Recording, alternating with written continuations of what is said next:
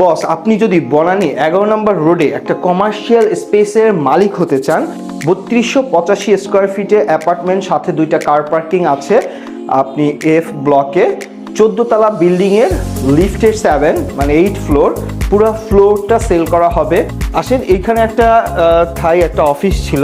আসেন আমাকে রুমগুলো দেখাই।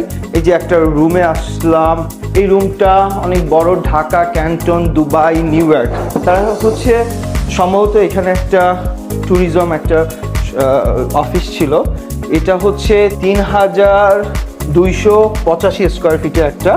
আপনি চাইলে এই সব কিছু খুলে ফেলে দিয়ে আপনি আপনার মতো করে করতে পারেন।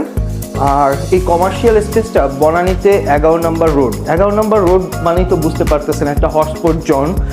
এই হটস্পট জোনে আপনি যদি একটা কমার্শিয়াল স্পেসের মালিক হতে চান, আমাদের সাথে যোগাযোগ করুন।